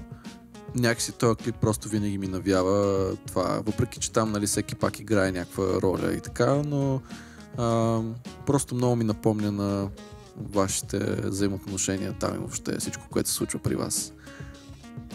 Ами да, наистина на попа, то пак клипа стана толкова естествено. Ние толкова се забавлявахме с този клип, че то нямаше как да не излезе това. Да. И... Много е свеж, много е тинейджърски, high school musical, camp rock. Е такова усещане. И те тогава пише и Венцислав Тодоров. Той всъщност ни беше оператора, нали, и на също друг клип с него в наши песни. То ние нямаме много повече. Да, и сега на тази песен бял блясък. Значи той не си знае песните. Аз му казвам как се казват песните. Те са три, аз да ги помня. Ами се станат 33, какво ще правиш? Ще ги записваш в тефтера на майка ти, освен с да си ги спомнеш, с текста. Еми да. Така тогава те пише в ивенти тогава повече обсъждаха, нали, концепцията каква да бъде на клипа. Но всъщност на попа първата ни песен по стихотворение, изобщо когато започна този цикъл. Те даже ви всъщност дадоха да ползвате правата за текста. Да, той тогава се свърза с дъщерята на Валери Петров, нали, защото е по стихотворението на Валери Петров на попа. Ние после, нали, направихме още 5-6 парчета по стихотворения на Борис Христов, стихотворения направихме на това, Колко си хубава на Христофотев. Да. И така де, на попа Колко беше... си хубава, Боже, колко си хубава. Това ли беше? Господи. Господи, колко, да. Колко Да. хубава. Ние сега много искаме Помня, да я това е- запишем. Чувал съм го. Да, Хайде. Да. За Борис Христов вече имаме също карт бланш. Аз ходих до Лещен за неговото стихотворение Вик в тишината. Много хубаво. Изобщо неговата стихосбирка Вечерен кръст, Вечерен тромпет и Честен кръст ли беше? Червен кръст ли беше? Честен кръст май беше. Вечерен тромпет и стихотворението изобщо аз него кандидатствах. Така да е на попа, Валери Петров. Пишев, дойде, то всъщност това ни е първото парче. То беше реално преди. Ние го създадохме преди... Всъщност то беше като част от музикално-поетичен спомен. Да, с него мога да го кажеш по... Да. Да, то беше и преди душевния елексир. В смисъл, ние записахме първо душевния елексир, защото така се случи, но реално на попа ни беше първото съвместна Това работа. се получи пък като някаква хитачка, така да го наречем. Да. Хората се кефят супер много. За на попа? Да. Да, те даже, нали, като правим концерти, даже ти като беше... Ама ние сме били заедно на сцената, бе. Да, бе, хора, ние също се познаваме с Дани, не знам дали разбрахте. Значи, с малко хора, които са идвали в този подкаст, не се познаваме всъщност. Повечето са ми приятели. Знаете ли защо? Защото това си е моя подкаст, си правя каквото си иска. Той може да си прави каквото си иска. Много ясно. Всъщност Марто ме пита каква е причината да... Нали, аз на шега му казах каква е причината да правя подкаста извън ефирно време. И аз на шега му казах, защото брат, това си е моят подкаст и мога да си правя каквото си искам. И защо съм го поканил и пак казах, защото това си е моят подкаст и мога да си правя каквото си искам и си кажа, който си искаме и си говорим за каквото си искаме. Много ясно. Ние сме готини. Така че ако не ви харесва, просто спуснете нещо друго. Ако се кефите, лайк. Палец нагоре, камбанката. Дин. Има и в Spotify, има и в Instagram, има и в TikTok, има. Така че да, може навсякъде. Сега като го нарежа този епизод с Мартин, TikTok ще избухне. Така че да, цъкайте там, каквото има, не знам в TikTok, какво абонираше се и какво става там. Аз имам, ама така и не го ползвам.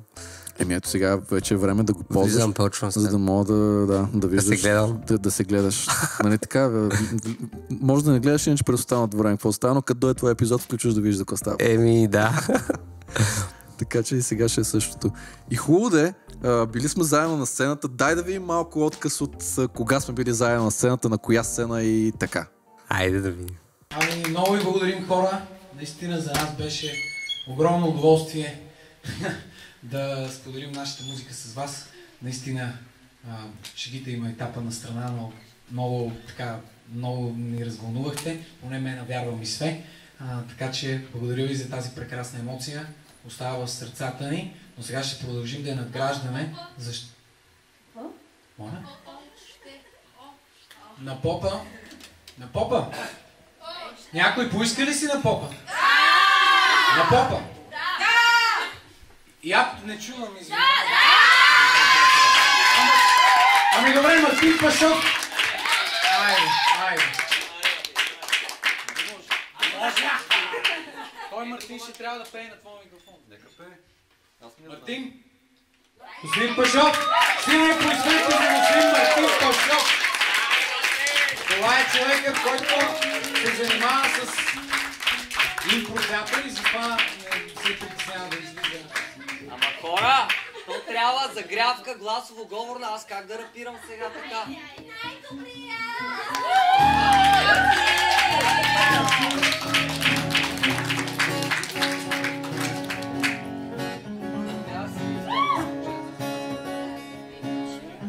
Окей, това е импро. Случва се импро. Има ли фенове да пише на импро-театър тук?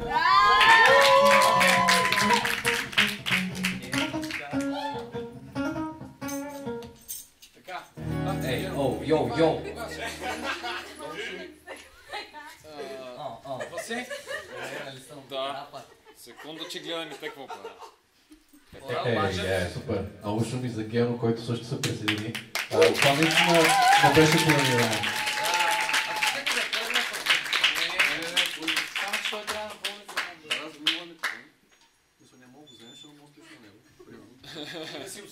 Това доказва, че не е планирано. Ей, има ли ехо? Да няма май Това направени с настройки за Даниел. Хора, какво става? Айде. Добре. На попа пожелахте после Peace, featuring Пашов и Taking Heat.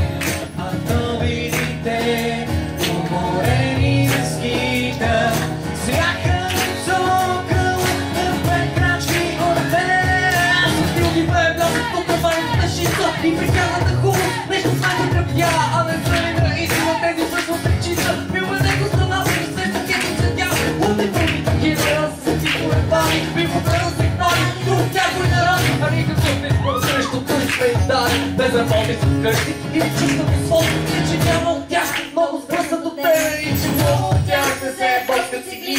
Много ги лъжи това на нашето време и добре е, че само и се сеят, нали? Като ти да могли, а не бити, като си ми поне ова се лука, си го води лица.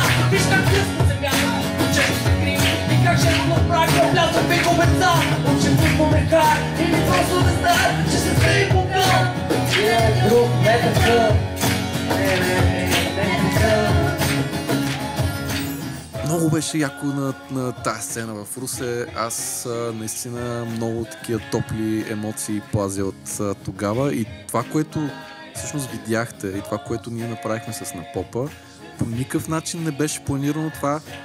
Може би вие сте планирали, защото то беше концерт на после Peace и Taking Heat и всъщност после Peace излезнаха първи, Димитър и Све свириха и може би е било планирано ти да излезеш с тях и да го направите. Не си спомням, аз ли излезнах не. Поканих при вас или какво беше? Абсолютно всеки концерт пише в Све като правят, винаги ме канят.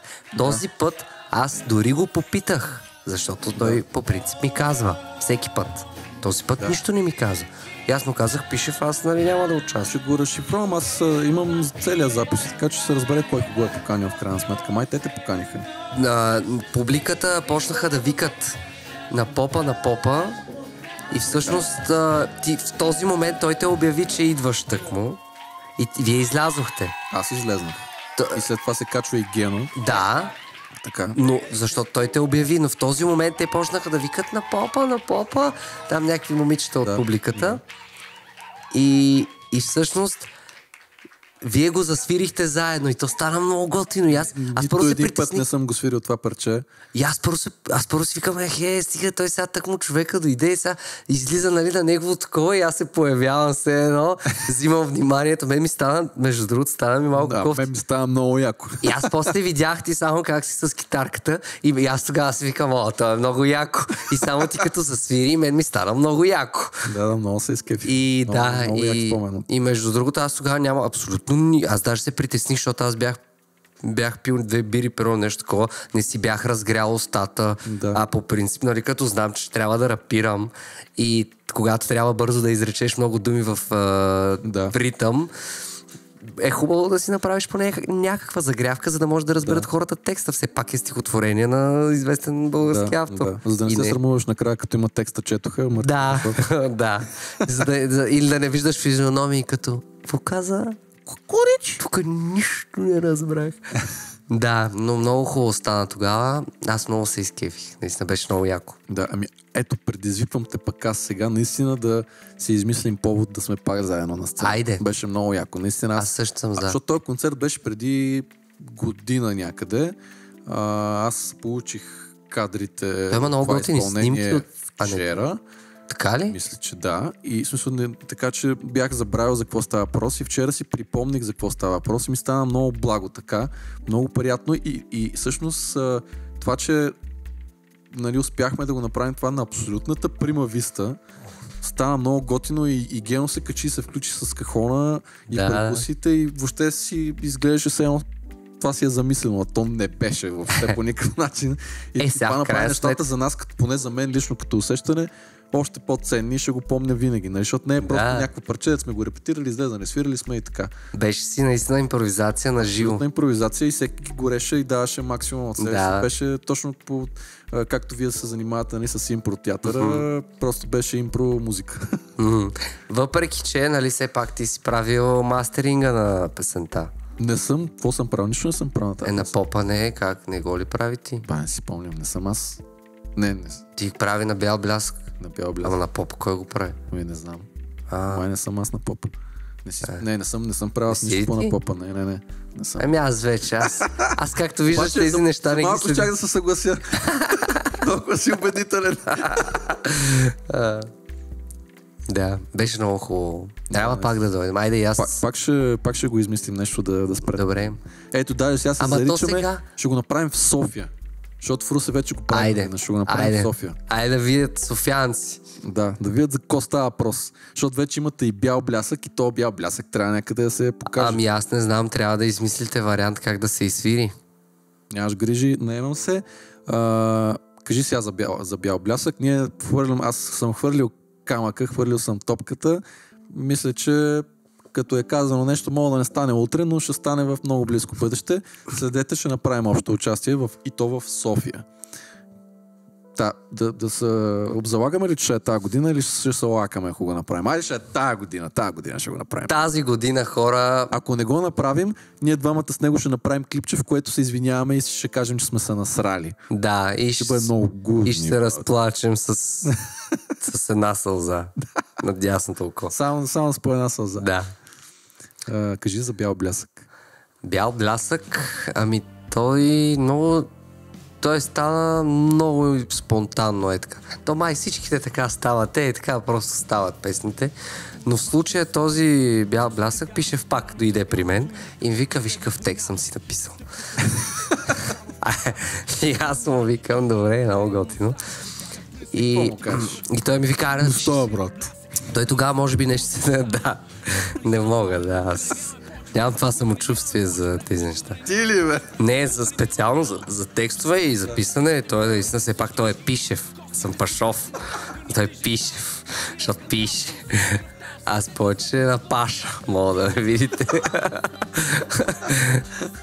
Имаме в театъра и Пъшев. Да, знам. Това е вашия пиар. Да. Ние сме Пъшев и Пашов, да.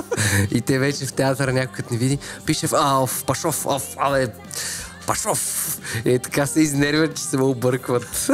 Това е смешно. И ми бял блясък, той Пишев май пак дойде така. И ми вика, брат, виж какъв текст съм написал, аре напиши си и ти да си правим песен. И не знам дали беше за песен, просто е така. Аз имах един текст предварително. Аз тръгнах да пиша нещо, викам, нещо сега не мога да напиша нищо. А имах един текст от една безсънна нощ пак. Нещо си бях писал, драскал. И му го показвам и той ми го видя текста и вика, че този текст е много добър. И си написа нов текст. Махна си неговия и си написа нов текст спрямо моя. Въпреки че те пак нямат много общо. Нали, той е малко странно там с точно малко каква е абстрактно тема. това парче и клипа е малко абстрактен. Ами да, това ни беше идеята. Просто аз този текст, който го бях написал, беше наистина така ми беше дошъл. Не съм го мислил, сега тук ще пиша за това и за това, но основното, което си мислих е, че наистина хората в днешно време сме толкова закърнели по някакъв начин. Аз чак на себе си, нали, се дразня понякога как знам какъв потенциал има човека. Изобщо човешкия потенциал колко е необятен. Да.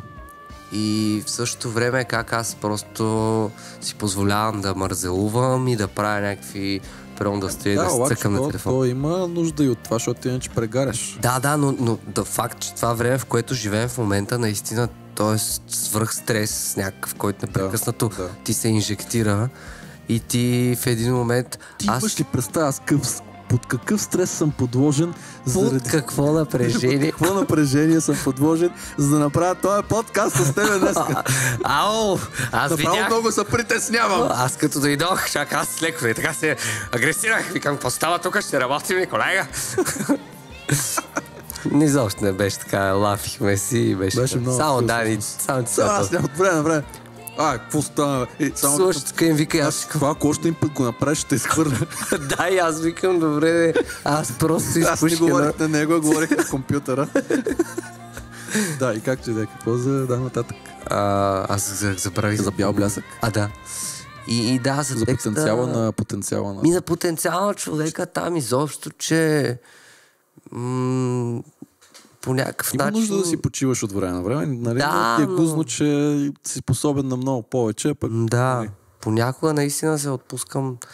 Ти ме попита в началото един въпрос, на който аз не отговорих напълно. Ти каза за това, кога съм се чувствал най-амбициран, нали, много неща съм вършил. Във втори курс в надпис супер много неща правих. И сега пак правя супер много неща, защото много неща ми харесват. Но понякога се чувствам така, имам период, примерно, стоя и просто цъкам, игра си белотче на телефона. Това е тъпо сега. Да, то изключваме. Стоиш и си свириш на една китара, ти искаше да ми я продадеш. Аз имам смешка за това. Всъщност, скъпи зрители, аз съм тук в подкаста не защото ми е първия подкаст и се вълнувам, че ще присъствам и че се радвам, че бях поканен. Всъщност аз имам една китара, която искам да продам на Дани. Дани, тази китара е много хубава, ще ти кажа. Тук ще пуснем в... Epiphone. Имам, ще ти пратя снимки. Аз щях да я донеса, ама съм без колата. Да. Имам снимки, ще ти пратя. Epiphone с адаптери на Gibson. Bixby ръчка. Wildcat се казва. Аз съм свирил на нея, много е симпатична. Да, пък ако не аз вземеш, мога някакъв път да поджемим. Може да поджемим, освен ако не го сметнеш за време, в което ще е загубено и няма да си вложил целия потенциал. Как ми се подигра? Не. Това в случая няма да е такова, защото за мен това е общуване, вид общуване и комуникация. За мен това вече е съвсем друго. Но аз да стоя и нищо да не правя при условие, че знам, че мога дори, примерно, ето сега, имам някакви книги, които стоят и чакат да ги прочета. Но аз, примерно, сега си казвам, вмързи ме да чета. Не мисля, че те сега. И решавам да си цъкам на телефона. И това се дразня понякога. Но в интересна истина аз не говоря за това, говоря глобално, че изобщо обществото някакси закърнява, изобщо спират да мислят поколения, млади, нови след нас. Не, че ние сме стари поколения, но има нови след нас и виждам просто как той при нас, те в училище, те не те учат да мислиш.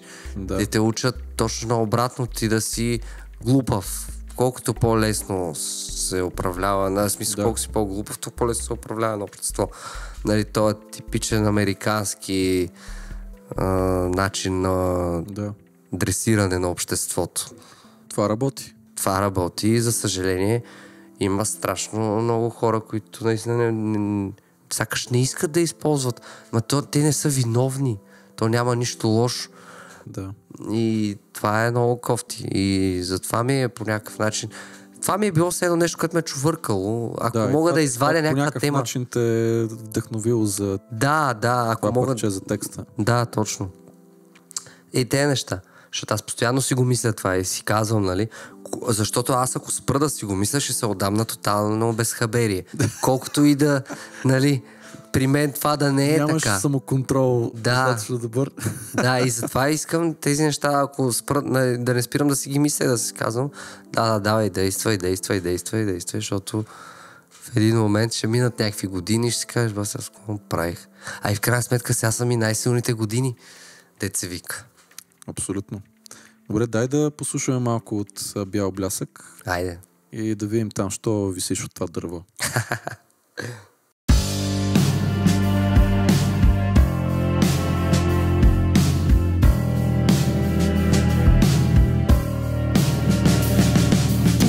На асфалт, пътник носи тъга, раница в кало, войник от последна война.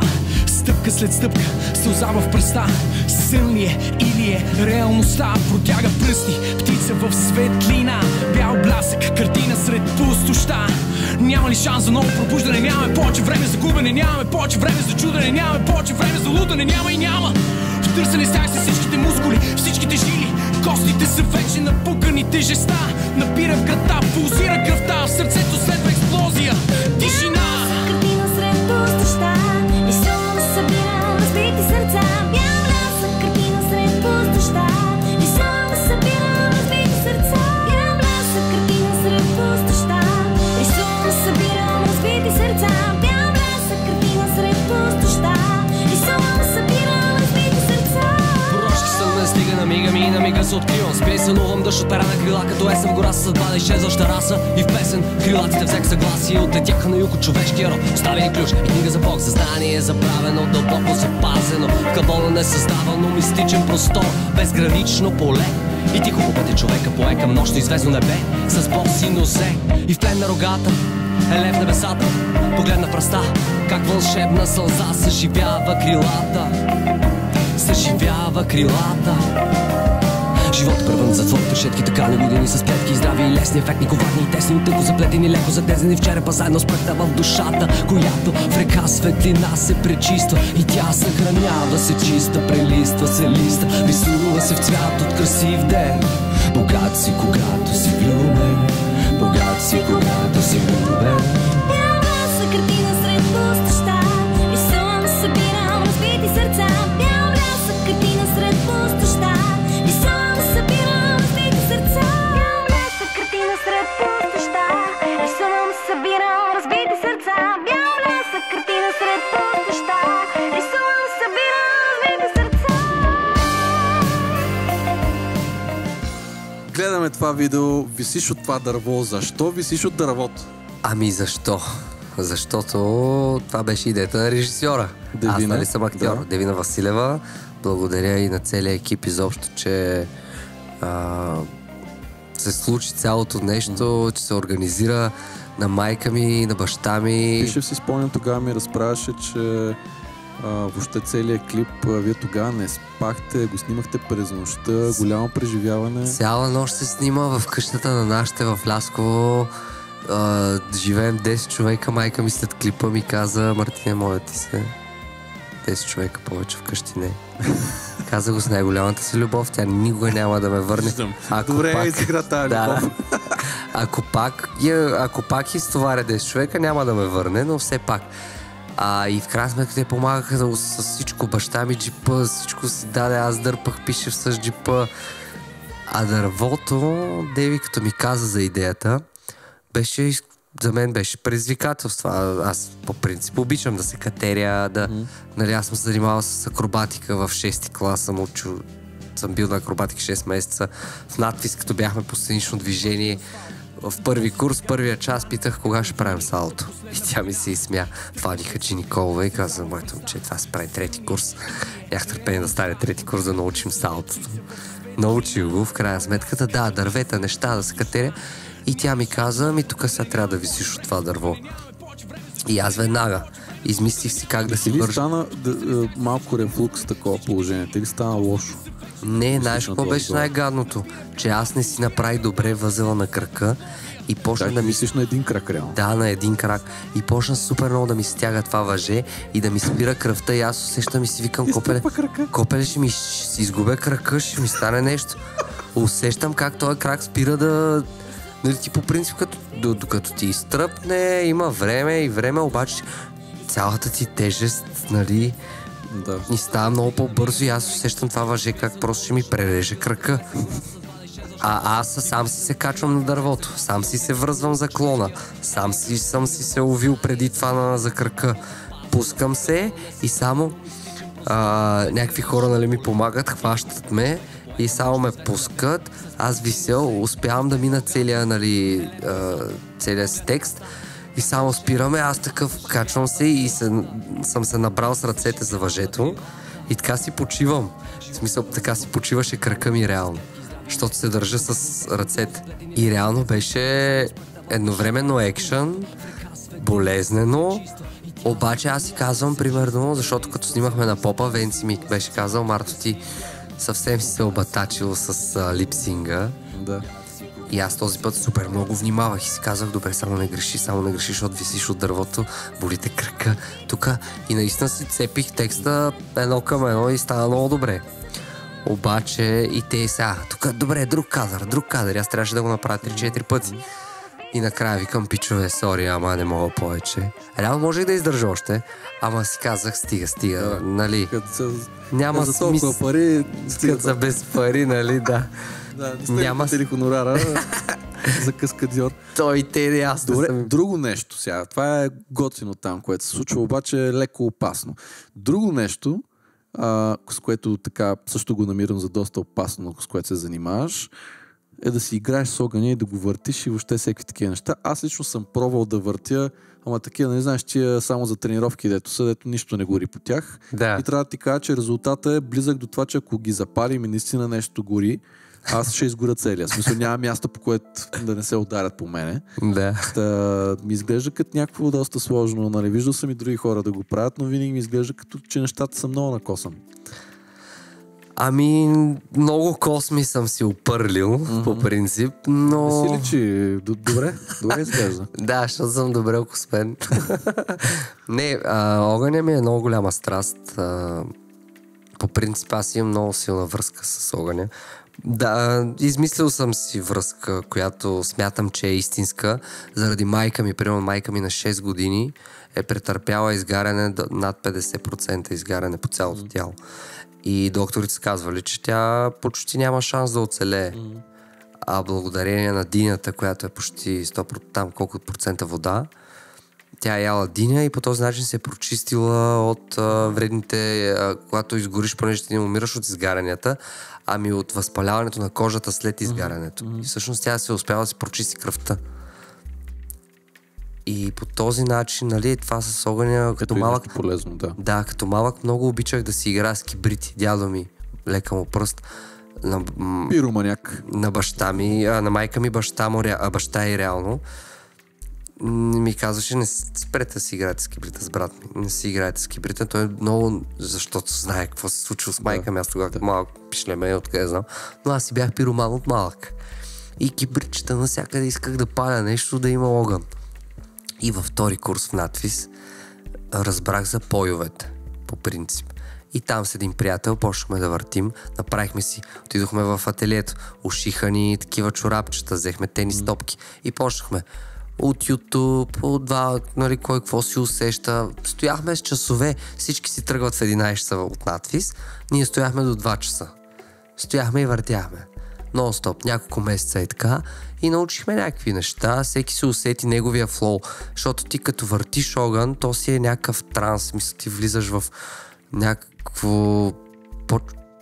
Трябва твоето тяло да се слее по някакъв начин с тези неща. Те ти стават като продължение на ръцете. Да, абсолютно. И оттам почнах да въртя огън и с този моя приятел, обаче не професионално, любителски. И е така си джитках наляво надясно, канили са ме по някакви участия, въртял съм. Прямо веднъж 2 пъти в годината някъде нещо, някой е знаел, че въртя огън и ме е поканил. Но нищо специално. Но от 1 година насам, благодарение на Bright Eye, които ме поканиха, това с Петя и Дидо, и Танчето от Пловдив, с която нали, имаме общо шоу, ми се обадиха, благодарение на един фестивал в Беглика, и ми се обадиха и почнахме да правим различни видове огнени шоу-програми. И аз оттам вече започнах и пойове, змии, огнен чадър, сега си правя огнен меч. Поръчал съм си материали за нови пойове. Вече да, разраствам се и това почва да става по-професионално, по сватби съм ходил. Аз мислих да те поканя тук да направиш нещо такова. Много го обмислях и после викам, тук студиото пък се разраства и не ми се връща назад като техника, всичко да изгори. Малко е рисково. Тя по-добре да го покажем. Искаш ли да покажем видеото, да видим за какво става въпрос?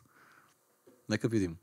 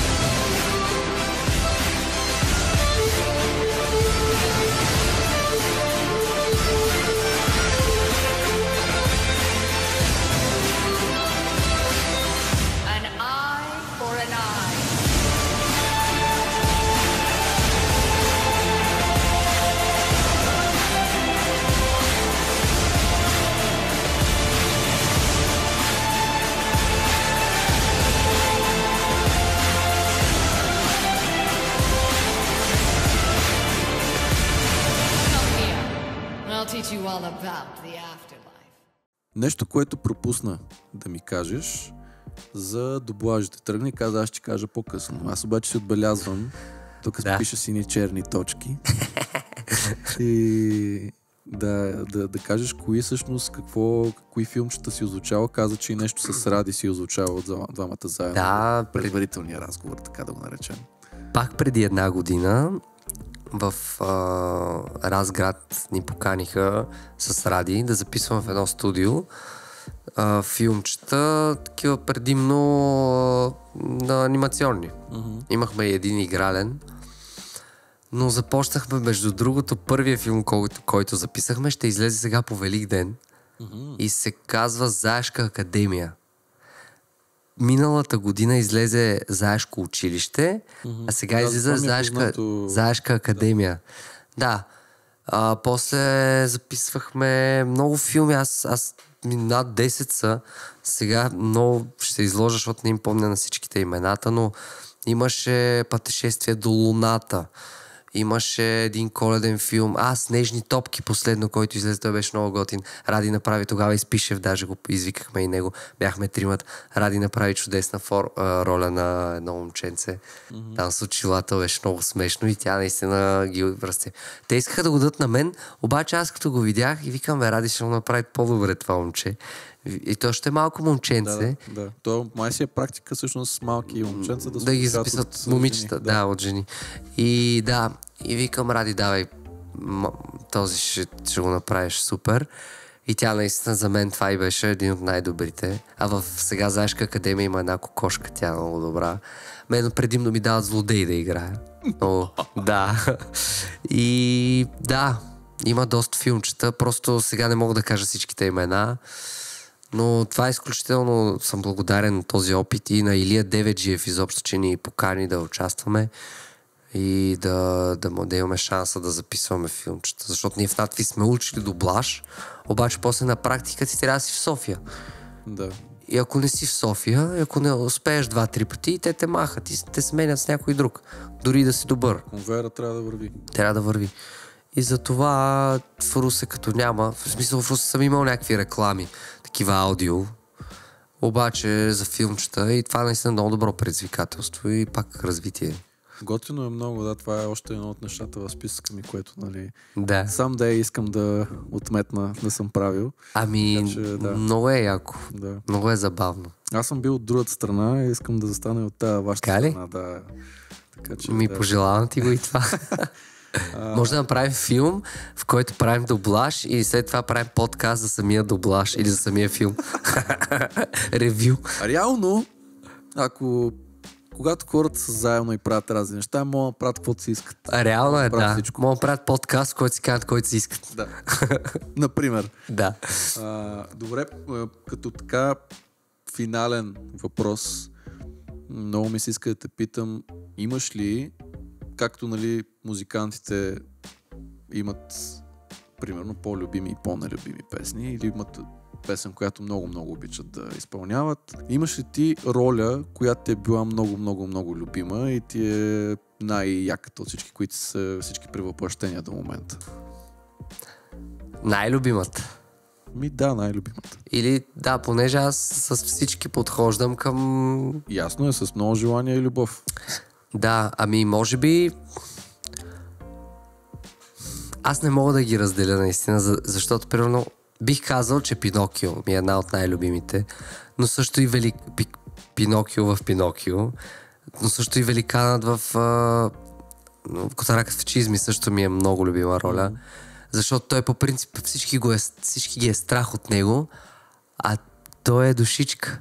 Той е великан, той е лош, нали, такъв уж, взима хората, превръща ги в роби, обаче той просто е влюбен в принцесата и той не може да й подари истинска роза и затова й подарява каменна роза, защото толкова са му големи ръцете, че той каквото хване и го щупва. Да. А Пинокио много го свързвам с себе си по някакъв начин. Аз много често като малък по някакъв начин съм бил наивен и сега още много лесно някой може да ме излъже. Вече да се опитвам... Аз те излъгах да дойдеш в подкаста. Да, излъгаме, добре ме излъга. И да, и много го свързвам с себе си, с това порастване, израстването изобщо на човека. И да, може би Пинокио. Айде ще кажа Пинокио. Въпреки, че много обичам и ролята си на Дионисий в Орфей. Да, това е също едно доста голямо представление, което правите. Да, и между другото последната ми роля на Караконджова също ми е една от най-любимите. Абе всичките сте любими. Човек, аз наистина не мога да ги разделя, но Караконджова пък също много го обичам, защото мога да се разлигавя на максимум, да се разпиштоля, както има един такъв лав. А това да можеш да се разпиштолиш, да си го позволиш в нашата професия е едно от най-сладките неща. Пожелавам го на всеки актьор да може да се разпиштоли. Аз ти позволих напълно да се разпиштолиш в този подкаст. Човек, аз се чувствам най-разпиштолен. Да. И остана ми само единствен последен въпрос. Така се казва и подкаста. И понеже и с теб това обсъждахме, че ти си човек, който се занимава също с доста работи, даже, нали, може би най-шареният цветен персонаж до този момент, който е бил тук. И може би ще е най-разумно да ти го задам така този въпрос. Модерно ли е да си Мартин Пашов в днешно време? Ами... Да.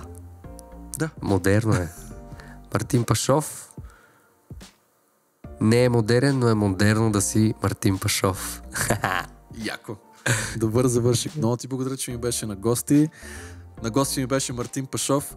Гледайте и предишните епизоди и се абонирате, за да не пропуснете следващите епизоди на Модерно ли е. В YouTube, в Spotify, Instagram, TikTok и всякакви там платформи, трецове, мрецове, всичко каквото има. Насякъде сме си направили профили, за да може да ви досаждаме. Чао и до нови срещи! Чао, чао!